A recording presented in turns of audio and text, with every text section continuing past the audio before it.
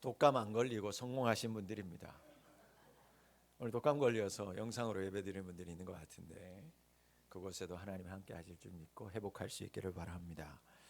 오늘 본문 말씀은 바울이 디모데에게 두 번째 편지를 보내면서 그 두 번째 편지의 후반부 결론에 이르는 말씀입니다. 디모데는 젊은 사역자였기 때문에 사람들로부터 목회자라고 하는 권위를 인정받는 게 쉬운 일이 아니었어요. 제가 목회자가 되고 보니까 저는 목회자가 되는 것이 어릴 적부터 하나님 앞에 기도하는 거였는데 그래서 빨리 되고 싶었던 거예요. 그래서 신학교를 가고 또 장신대라고 하는 데는 뭐 장신 사법고시 같아서 몇 번을 떨어졌어요. 제가 머리가 그렇게 좋지 않아요. 그래서 갔어요. 그러니까 제 나이대로만 갔다면 목사 안수를 더 일찍 받았겠지만 저도 늦게 받은 건 아니지만 그렇게 목사 안수를 받았어요. 그리고 담임 목사가 됐어요. 그리고 목사님의 세계에 들어가 봤더니 새파란 겁니다. 30대 후반에 40대 초반에 목사 안수를 받았는데 그리고 목회를 하고 있는데도 불구하고 목사님 세계에 들어갔더니 노회 뭐 이런 데 갔더니요 저는 아주 새파란 거예요. 빨리 되고 싶어서 빨리 된다고 했는데도 그래도 나의 생각에는 좀 느리다고 생각했는데 가봤더니 다 어르신인 거예요. 다 어르신. 아니 지금도 노예 안에 제 또래 찾는 게 쉽지가 않다니까요. 젊은이들이 많지가 않습니다. 그래서 야 빨리 연수가 차야 되겠구나. 야 이게 여러분 짬밥이라고 하는 게 좀 있어야 되겠구나 라는 생각이 드는 거예요. 비교해 보다 보니까 여러분 디모데 정말 어린 나이에 하나님 앞에 부름받아서 사역자가 됐어요. 그러니 그 당시에 얼마나 지금보다도 더 심했겠어요. 사람들로부터 사역자라고 하는 권위를 인정받는 게 쉬운 게 아니었습니다. 더욱이 디모데가 돌봐야 되는 이 에베소라고 하는 지역 그리고 교회 상황이 녹록하지 않았습니다. 더욱이 스승이자 믿음의 아버지라고 여기는 바울도 그의 곁에 없어요. 그는 홀로 지금의 상황을 다 이겨내고 감당해야만 했습니다. 어린 사역자는요 당면한 많은 문제 앞에서 많이 당황하였을 겁니다. 그리고 당황한 만큼 고민도 깊어졌을 거예요. 이런 상황 속에서 바울은 디모데에게 말합니다. 이 난국을 헤쳐나가야 한다. 그리고 그 난국을 헤쳐나가기 위해서는 무엇인가 해야 한다. 그래서 그 무엇을 가르쳐주기 시작해요. 바울은 마게도니아 지역을 떠나면서 디모데를 홀로 에베소에 남겨뒀어요. 그의 만남은 이렇습니다. 바울이 1차 전도 여행 당시에 더베와 루스드라고 하는 지역을 방문하게 되는데 그때 눈에 들어와서 얻게 된 사람이 바로 이 어린 디모데라고 하는 사람이었어요. 이 디모데를 보니까 외할머니 로이스와 그리고 어머니 유닐게로부터 믿음을 이어받아서 얼마나 신실한 청년이었는지 모릅니다. 당시 디모데는 바울이 거의 죽을 뻔한 상황 속에서도 복음을 전하는 모습을 곁에서 생생히 지켜봅니다. 그리고 그 모습이 각인되기 시작합니다. 그리고 2차 선교 여행에서 바울이 다시 지금 디모데가 있는 지역을 방문하고 들리게 되면서 디모데가 바울의 동역자가 되고 선교사가 되기로 결정합니다. 디모데는 그렇게 바울과 같이 2차, 3차 전도 여행을 함께 하면서 수많은 박해와 수많은 고난을 당하지만 그때마다 바울이 본대로 훌륭하게 신실한 복음의 일꾼으로 그 모든 어려움을 헤쳐나갑니다. 바울이 에베소 지역을 만난 것은 2차 선교 여행의 끝자락의 시점에서 에베소라는 지역을 만나게 됩니다. 고린도에 잠시 머무는 동안에 바울이요 그곳에서 고린도의 사람 브리스길라와 아굴라 부부를 만나죠. 자, 그래서 그들에게 복음을 전하고 그곳에서 1년 6개월 동안 고린도 사역을 마치고 안디옥 교회로 자신은 다시 돌아오면서 그 에베소 지역에다가 복음을 전할 때 브리스길라 아굴라 부부를 그곳에다 남겨두고 자신들 나머지 선교팀들은 다시 예루살렘으로 복귀합니다. 바울의 선교팀은 그러면서 약속해요. 내가 다시 에베소 지역에 다시 올 거야. 이곳에 다시 올 거야. 자, 그렇게 방문한 대로 약속한 대로 3차 여행이 시작하면서 에베소 지역에 선교팀이 다시 방문을 하게 됩니다. 그래서 그 에베소 지역에서 3차 때 했던 이야기가 두란노 서원, 여러분 기억하시죠? 그 두란노 서원에서 열심히 사역합니다. 거의 3년을 걸쳐서 성심성의껏 그 지역을 돌보는 거예요. 자, 그런데 당시 그렇게나 힘쓰고 애썼음에도 불구하고 그 에베소 지역의 사역이 쉽지 않았어요. 그리고 끝내는 그 지역에 폭동이 일어나서 그 지역에서 쫓겨나다시피 도망갑니다.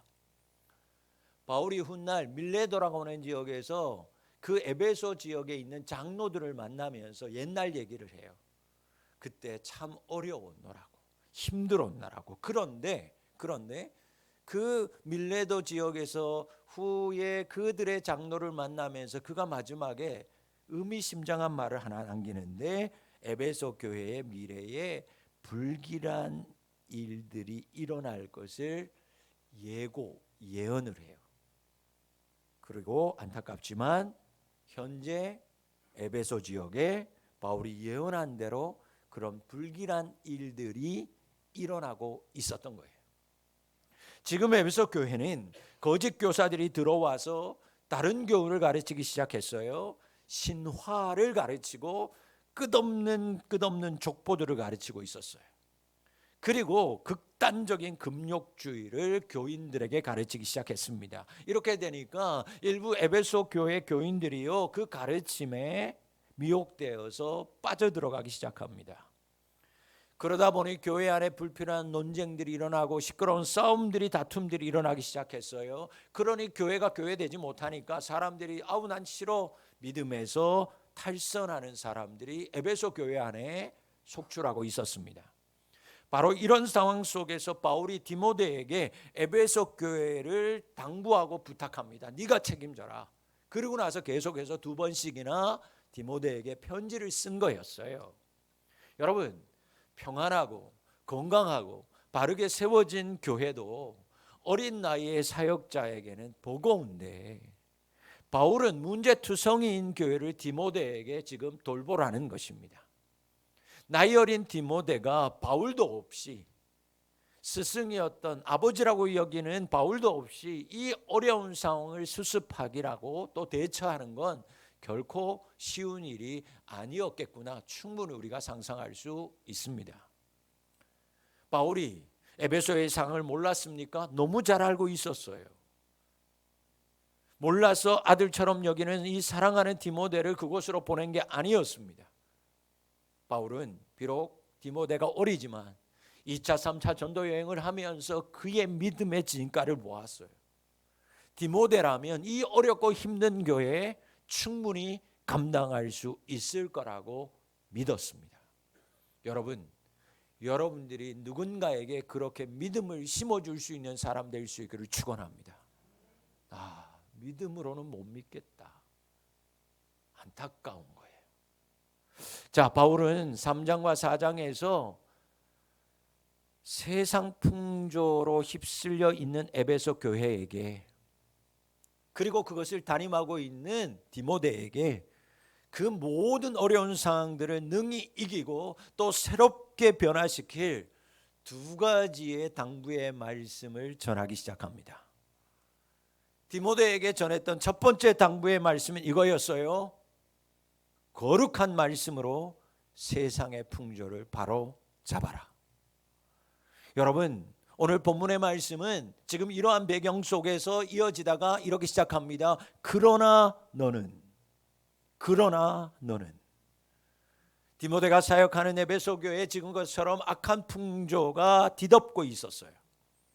그 당시의 상황이, 세상의 풍조가 교회의 분위기, 신앙인들이라고 하는 사람들의 분위기가 어떠했는지 여러분 편지에 잘 나타나 있는데 3장을 보면 1절 5절 말씀을 그 시대가 어떠했는지 잘 봅니다. 자, 3장 1절부터 5절 말씀 같이 읽으면서 느껴보세요. 어떠했는가? 시작. 너는 이것을 알아. 말세에 고통하는 때가 이르러 사람들이 자기를 사랑하며 돈을 사랑하며 자랑하며 교만하며 비방하며 부모를 거역하며 감사하지 아니하며 거룩하지 아니하며 무정하며 원통함을 풀지 아니하며 모함하며 절제하지 못하며 사나우며 선한 것을 좋아하지 아니하며 배신하며 조급하며 자만하며 쾌락 사랑하기를 하나님 사랑하는 것보다 더하며 경건의 모양은 있으나 경건의 능력은 부인하니 이 같은 자들에게서 내가 돌아서라. 여러분 어떠했는지 느껴지시지 않아요? 이 한 구절 말씀 속에서 그 당시 에베소 교회가 그리고 그 지역이 이러했구나, 이 말씀으로 우리는 충분히 느낄 수 있어요. 여러분 이것이 에베소 교회가 놓여있는 세상의 풍조였어요. 그리고 교회 안에 이 세상의 풍조가 이미 들어와서 뒤덮고 있었다라는 겁니다. 한마디로 교회 안에서조차도 믿음을 찾아볼 수 없었다라는 거예요. 교인들이 경건의 능력이 있어야 되는데 능력은 없고요. 다 부인하고요. 다 모양, 요즘으로 말하면 껍데기만 가지고 있더라는 거예요. 나 목사야, 나 장로고 권사야. 속을 보니까 신앙이라고는 다 없더라는 거예요. 이런 상황 속에서 바울이요 마지막에 디모데에게 이런 풍조 속에서 너는 어떻게 하라고 말합니까? 너는 그들에게서 돌아서야 돼. 그들과 함께 하면 안 돼. 그들과 가까이 하라는 거예요? 아니요, 멀리 하라는 겁니다. 멀리 하라는 거예요. 자, 그러면 어떻게 하는 것이 이 교회 안에 들어와 있는 세상의 풍조를 따르지 않고 돌아서는 걸까? 멀리 하는 걸까? 바울은 가르치기 시작합니다. 그것은 한 가지밖에 없어. 세상 풍조 따르지 아니하고 멀리 하는 건 네가 어려서부터 배웠던 말씀, 성경, 하나님의 말씀밖에 없다 믿습니다. 여러분, 세상의 풍조, 세상의 흐름, 우리가 어떻게 따르지 않을 수 있을까? 그것을 맞서 싸우고 그것을 멀리하고 그곳에서 이길 수 있는 비결 한 가지는 오직 여러분 하나님의 거룩한 말씀인 줄 믿습니다. 바울은 디모데에게 이야기하는 거예요. 네가 그것 때문에 어려서부터 신앙한 거야. 너가 지금 그곳에서 목회자로 서 있는 건 네가 어려서부터 외할머니 때부터 엄마로부터 그리고 너에게 지금 전수되어 있는 그 성경 하나님의 말씀, 그것으로 네가 지금 교육받고 훈련받은 이유가 지금을 위함이야. 그러면서 성경 이야기를 하는 거예요. 어려서부터 배우고 알게 된 성경이야말로 능력이라는 것입니다. 세상의 모든 흐름을 끊어버리고 세상을 경계할 수 있고 그 세상의 풍파를 막아설 수 있는 것이 하나님의 거룩한 말씀이야. 그것이 지혜임을 지금 바울은 디모데에게 말하고 있는 거예요. 그리고 더 나아가라고 합니다. 믿음이라고는 찾아볼 수 없고 믿음은 다 껍데기만 가지고 있는 그 교회와 세상의 한복판에서 그러나 너는 그 거룩한 말씀을 뭐 하라고요? 고백하라는 것입니다. 증거하고 전하라는 것입니다.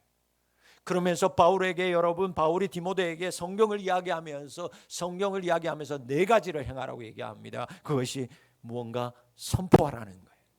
그리고 인내하면서 가르치라는 거예요. 말씀으로 경책하고 말씀으로 권면하라는 것입니다. 여러분, 우리 성경에는 지금 성경이라고 번역됐는데 원문을 보면 어떻게 되냐면 거룩한 말씀들, 거룩한 글들이라고 원어는 성경은 그렇게 기록되어져 있어요.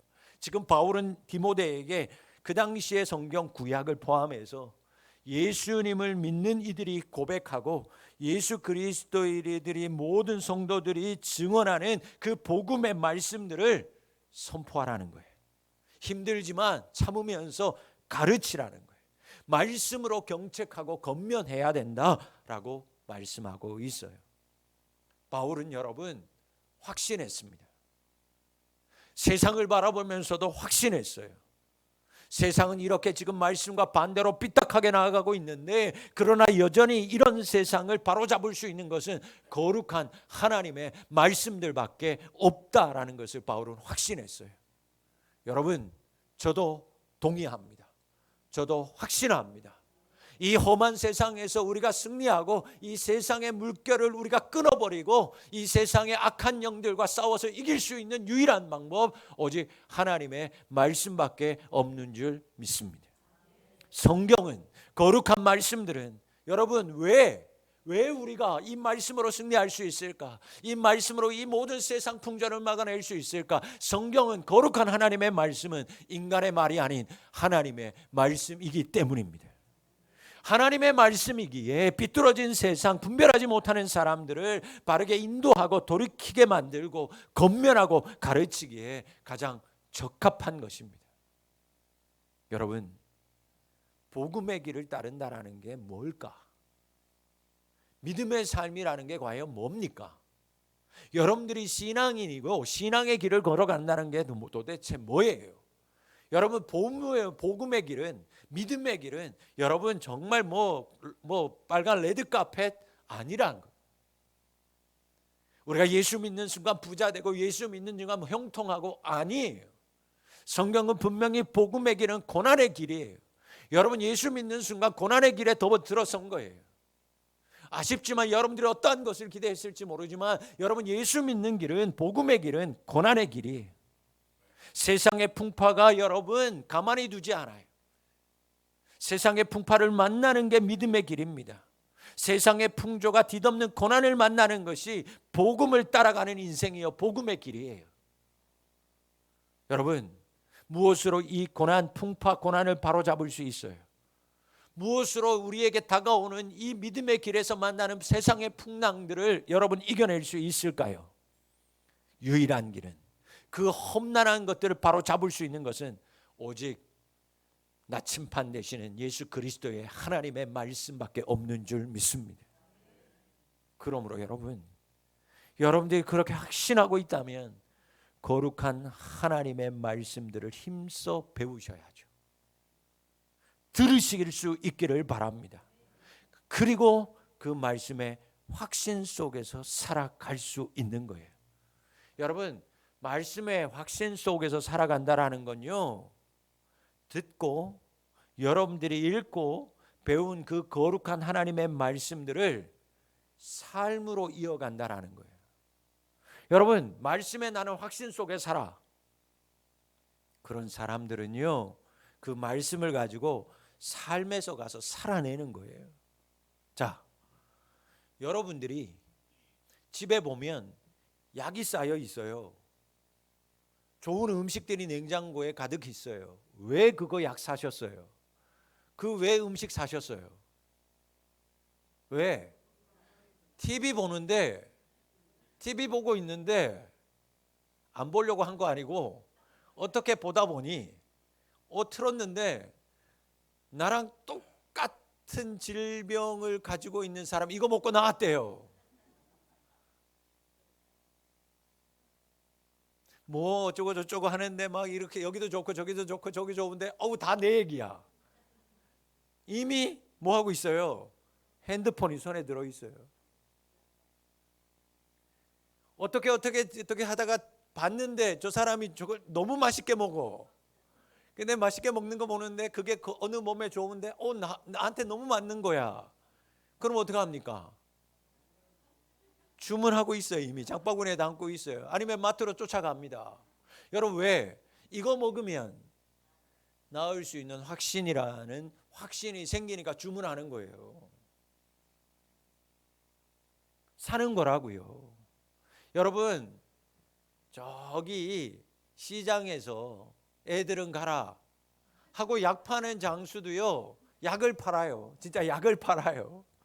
그런데 그 중에서 사는 사람이 있어요. 누가 삽니까? 에? 나는 이거 먹으면 나을 것 같다는 거예요. 사기꾼인 것 같은데도 그래도 일단 먹으면 나을 것 같다라는 거예요. 그러니까 사는 거예요. 여러분, 그게 확신이라는 거예요. 여러분들이 지금 듣고 지금 여러분들이 배웠던 하나님의 거룩한 말씀들이 여러분 믿어집니까? 확신이 있어요? 아멘 하셨어요? 그러면 뭐냐? 그 말씀들이 삶으로 이어져야 된다 그 얘기예요. 우리가 거룩한 하나님의 말씀들을 삶으로 이어갈 때 세상의 풍조를 이길 수 있는 거예요. 말씀과 삶. 말씀이 끊어지는 게 아니라 그 말씀과 연결되는 삶. 왜? 말씀이 있을 때 확신 있는 사람은 살아요. 그때 세상의 풍조를 이기는 거예요. 내 마음속으로 나는 믿어. 오늘 말씀 듣는데 와 가슴이 뜨끈뜨끈해. 그래서 막 나가는데 와 목사님 말씀 좋아요. 아유 말씀. 여러분 죄송해요. 다 필요 없어요. 다 필요 없어요. 제가 그렇게 해가지고 뭐 놔줘라고요? 다 필요 없어요. 제가 늘 얘기합니다. 아멘은 삶 속에서 이루어지는 거라고요. 여러분들 이 자리에서 하나님께서 내게 주신 말씀이라고 뭔가 들어왔으면 그거 가지고 아멘 했으면 삶에 가서 살라고요. 제발. 가정에서 살라고요. 직장에서 살아야 된다고요. 그래야 무엇을 이길 수 있다? 세상의 풍랑들을 이길 수 있는 줄 믿습니다. 그래서 여러분 은혜 받았으면 목사님 은혜 받았어요 말하지 말고 말하지 말고 아니 말해도 돼요. 해도 돼. 목사님 내가 오늘 말씀에 은혜 받았어요 했다면 집에 가서 뭐라도 맡겨야 된다고요? 반찬이라도 맡겨야 된다고요. 네. 주일날 갔다 가지고 피곤하다고 가서 잠만 자고 남편은 애들은 뭐 밥을 먹는지 짜장면을 시키는지 모르면 우리 엄마 왜 교회 가냐고, 우리 아빠 왜 교회 가냐고 할 거 아니겠습니까? 애들이. 우리 할머니 교회 갔다가 은혜 받았다 왔는데 뭐 와가지고는 아무것도 안 하고 TV만 보고 있으면 뭘 아이들이 교회 간 할머니를 부러워하겠어요? 따라 나오겠습니까? 여러분 뭔가가 바뀌어야죠. 삶으로 이어져야 세상의 풍조를 이기는 거예요. 그래서 제가 그냥 은연중에 그냥 강조하는 반찬이라도 바뀌어야죠. 그래서 남편이 오늘 무슨 일이 있었기에 아무 말 하지 말라고요. 그때는 우리 목사님은 아무 얘기하지 마. 그저 한마디 내가 오늘 교회 가서 은혜 받아서. 다른 얘기 뭐 교회 가자. 은혜 받아서. 여러분 그게 복음이에요. 그게 세상의 풍조를 끊어버리는 비법이에요. 여러분 그렇다면 거룩한 하나님의 말씀이 삶으로 이어지려면, 그래서 세상 풍조를 이기려면 여러분 뭐 하셔야 됩니까? 말씀 묵상하셔야죠. 말씀 배우셔야죠. 말씀을 읽으셔야죠. 총알이 없는데 어떻게 싸웁니까? 여러분들 그런데 여러분들 자신을 보세요. 말씀 안 배우잖아요. 그렇게 배워라, 그렇게 공부하자 안 하시잖아. 그리고 이렇게 크게 아멘하면 참 제가 부담스럽네요. 그럼에도 불구하고 여러분 거룩한 하나님의 말씀들을 배우고 그 말씀의 확신 속에서 살아갈 수 있는 우리 성도님들 다 되어서 세상 풍조 이기고도 남음이 있는 우리 성도님 될 수 있기를 축원합니다. 두 번째, 바울은 디모데에게 악한 세상의 풍조를 이기고 이 악한 세상을 변화시킬 수 있는 방법 두 번째를 알려줍니다. 그것은 믿음의 사람을 본받으라는 거예요. 여러분 믿음의 사람 본받을 수 있기를 바랍니다. 바울이요 3장 10절 12절에서 이것을 본받아야 돼라고 말합니다. 자, 무엇을 본받으라고 하는지 3장 10절로 12절 말씀을 같이 읽겠습니다. 시작. 나의 교훈과 인내와 박해를 받음과 고난과 또한 안디옥과 이고니온과 루스드라에서 당한 일과 어떠한 박해를 받은 것을 네가 과연 보고 알았거니와 주께서 이 모든 것 가운데에서 나를 건지셨느니라. 무릇 그리스도 예수 안에서 경건하게 살고자 하는 자는 박해를 받으리라. 여러분 바울이 디모데에게 이렇게 얘기하는 거예요. 네가 선교사로 부름받은 이후에 2차 3차 선교 여행을 하면서 너 옆에서 내가 어떻게 하는지 다 지켜보지 않았냐는 거예요. 내가 힘들고 어려울 때, 고통당할 때, 피 흘리며 순교하는 자리에 있을 때 너 옆에서 다 지켜보지 않았느냐. 그러니 너는 나를 본받으라는 거예요. 디모데는 바울이 복음 전하는 중에 당하는 고난을 곁에서 똑똑히 지켜본 사람이었어요. 여러분, 오늘 본문에 나오는 안디옥, 이고니온, 루스드라에서 당한 일, 박해, 어떤 일이 있었습니까? 복음 전하는데 사람들이 돌을 들어 쳤어요. 여러분, 거반 죽게 되었습니다. 여러분, 자기 힘으로 살려고 기어 나온 게 아니라 사람들이 보니까 돌에 맞아서 죽었기에 성 밖에 던졌어요. 여러분, 그 당시에 사람들 죽으면, 시체가 되면 피 흘린 사람은 자기 가까이 있으면 부정하니까 성 바깥에 죽은 사람들 따로 갖다 놓은 데다 던졌다, 그 얘기입니다. 숨도 안 쉬었어요. 여러분, 죽어 있었어요. 그랬는데 거기에서 꿈쩍꿈쩍 일어나더니 그 몸을 이끌고 바울이 어디로 갑니까? 돌 던진 곳, 그 성 안으로 다시 들어가서 복음을 전하는 거예요. 그걸 누가 봅니까? 디모데가 다 봤어요. 지금 바울은 디모데에게 얘기하는 거예요. 네의 상황이 지금 내가 당했던 상황보다 더하냐? 만약 더할지라도 내가 그랬던 것처럼 복음과 함께 고난 받아라. 그곳에서 나는 예수님 그리스도께서 나를 구원하셨다.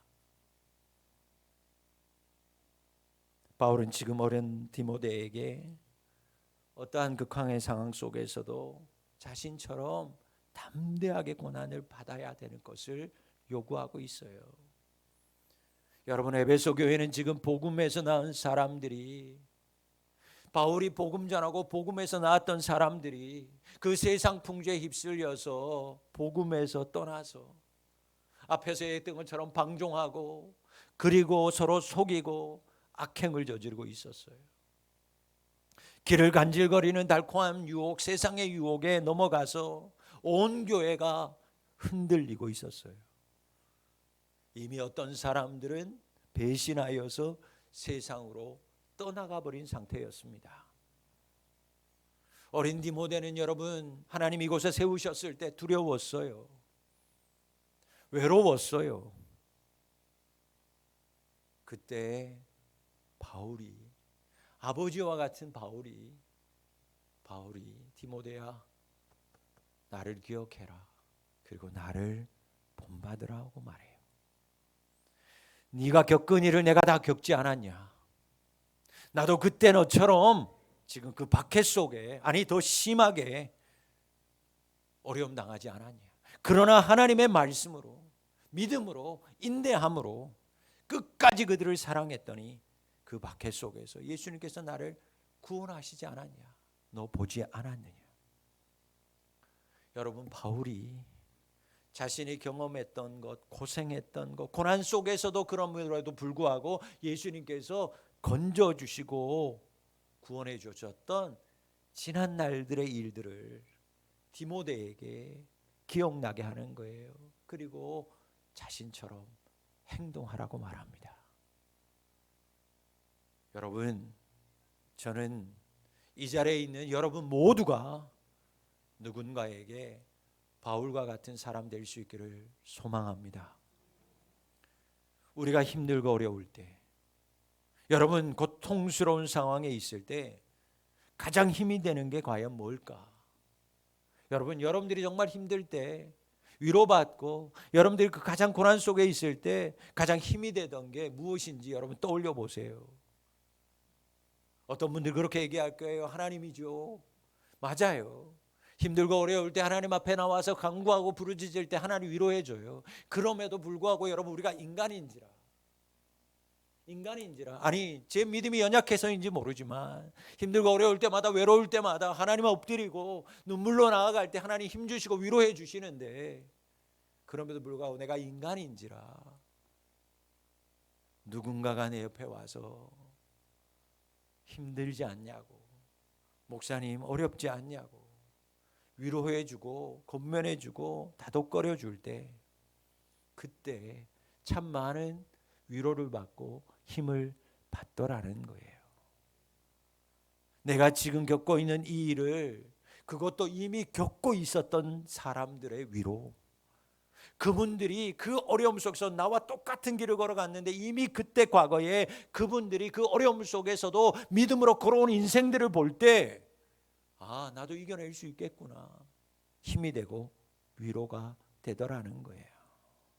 그분들을 보면 힘든 일을 동일하게 겪으면서도 말씀으로, 하나님의 말씀으로, 믿음으로 이겨낸 사람들을 보면 위로가 돼요. 힘이 넘쳐요. 여러분, 우리는 말씀을 통해서 세상의 풍파 이겨낼 수 있어요. 하나님이 위로해 주시면 이겨낼 수 있어요. 그러나 그것은 눈에 잘 보이지 않아요. 그러나 훌륭한 신앙의 사람은 우리가 직접 눈으로 볼 수 있고 만날 수 있기 때문에 험한 세상을 이기는데 큰 도움이 됩니다. 힘이 되는 거예요. 여러분, 훌륭한 믿음의 사람이 어떤 사람일까요? 본이 되는 믿음의 사람, 다른 게 아닙니다. 오늘 말씀하는 바울처럼 어떠한 어려움 속에서도 말씀대로 살아가는 사람이에요. 주어진 말씀을 깨닫고 그 말씀 힘들어도 그 말씀을 순종하며 살아가는 사람, 그 사람이 바로 믿음의 사람이요, 훌륭한 믿음의 본이 되는 사람이에요. 우리는 인생을 살아가면서 여러분 이런 이야기를 자주 들어요. 나는 저렇게는 안 살 거다. 나 저렇게는 안 살 거야. 나는 저 위치에 가면 나는 저렇게 저 목사님처럼 안 할 거야. 나는 저 권사님, 저 장로님처럼 나는 안 해야지. 나는 우리 엄마 아빠처럼 나는 저렇게 안 살아야지. 우리는 이런 이야기를 많이 들어요. 가슴 아픈 이야기인데 그러나 그게 우리네 현실이에요. 그러나 오늘 저는 여러분들에게 바울과 같은 심정으로 도전합니다. 여러분 모두가 누군가에게 본받을 만한 믿음의 사람 될 수 있기를 축원합니다. 캄캄하고 위태로운 세상 속에서도 누군가에게 복음의 삶을 통해서 도전 주고 위로를 줄 수 있는 사람 될 수 있기를 축복합니다. 저는 우리 공동체 안에 이런 신앙의 사람, 이런 신앙의 선배들이 더욱 많아졌으면 좋겠어요.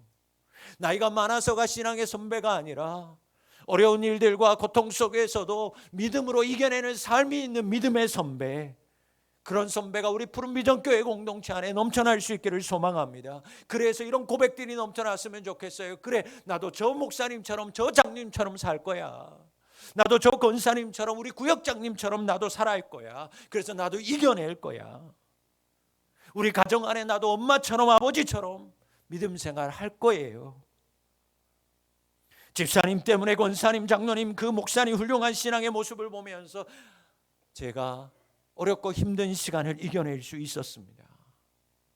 엄마 아버지가 힘든 중에도 그럼에도 불구하고 말씀에 순종하고 어려움 당하실 때마다 늘 기도하는 모습을 보여주셔서 너무 고맙습니다. 여러분, 이런 나눔과 고백이 우리 부비 공동체 안에서, 여러분들의 가정 안에서 넘쳐날 수 있기를 소망합니다. 말씀을 마칩니다. 안타깝지만 많은 교인들이 고난과는 별개의 신앙생활을 해요. 이게 무슨 말이냐면 예수님을 믿는데 아무런 어려움은 겪으려고 하지 않는다, 그 얘기입니다. 어떻게 하면 편안한 자리, 어떻게 하면 헌신 안 하는 자리, 어떻게 하면 그냥 편안하게 신앙생활할 자리, 그것만 머리에. 여러분, 예수 믿는데 나는 어떤 헌신도 안 할 거야, 어떤 어려움도 겪지 않을 거야, 만약 그러고 있다면 여러분의 신앙에 무엇인가가 큰 문제가 생겼다라는 증거입니다. 신앙인은 좁은 길을 걷는 사람이에요. 여러분, 믿음의 길은 험한 길입니다. 많은 사람들이 가는 길이 아니에요. 그 길은 좁고 협착하여서 많은 사람들이 가지 않아요. 꺼리는 길이다, 그 얘기입니다. 그럼에도 불구하고 그 길이 하나님을 섬기는 길인 것을 아는 사람은 주저하지 않습니다. 그 좁은 길, 그 고통의 고난의 길일지라도 그 길이, 그리고 그 길 끝에 하나님이 있다면 믿음의 사람들은 그 길을 주저하지 않아요. 그래서 다 넓은 길, 세상의 풍조가 따라가는 그 세상의 풍조에 휩쓸려서 따라갈 때에도, 심지어 세상의 풍조가 파도처럼 덮칠지라도 믿음의 사람은 주님 앞에 서는 날을 상상하면서 그 고난 속에서도 구원하실 예수님을 바라보면서 그 믿음의 길, 고난의 길을 묵묵히 걸어가는 거예요. 여러분, 그게 바로 신앙인의 길인 줄 믿습니다. 여러분, 참된 성도의 길, 제자의 길은 고난의 길이에요. 그러나 오늘 말씀을 쭉 읽어가시면 여러분, 바울이 이렇게 얘기해요. 나도 너도, 아니 나와 너뿐만 아니라 이 말씀이 우리에게 은혜가 되고 위로가 되는 거예요. 주의 나타나심을 사모하는 모든 자들에게, 비록 풍랑이 일어나고 고통이 있고 아픔이 있지만, 믿음의 삶으로 사는 것이 너무너무 힘들고 어렵지만, 디모데야, 너도 나도, 아니 더 나아가 주의 나타나심을 사모하는 모든 사람들에게는 오늘 말씀해 보니까 그 후반부에 의의 면류관이 예비되어 있다. 여러분, 그날을 상상하면서 비록 지금 아픔이 있어도 그 주의 나타나심을 사모할 때 그 길 끝에 여러분들에게 친히 주님께서 의의 면류관을 씌워 주실 줄 믿습니다.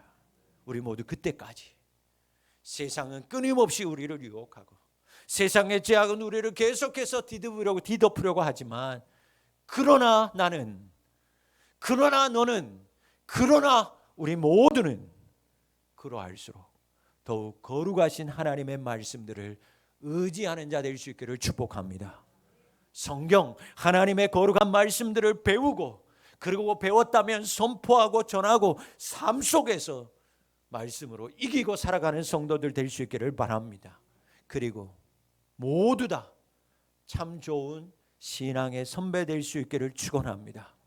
아픔과 고난 속에서도 누군가에게는 본이 될 만한 믿음의 삶을 살아서 나와 똑같이 어려움 중에 있는 성도에게 위로와 거룩한 믿음의 도전을 줄 수 있는 우리 모든 푸른비전교회 성도님들이 다 되실 수 있기를 주님의 이름으로 축복합니다.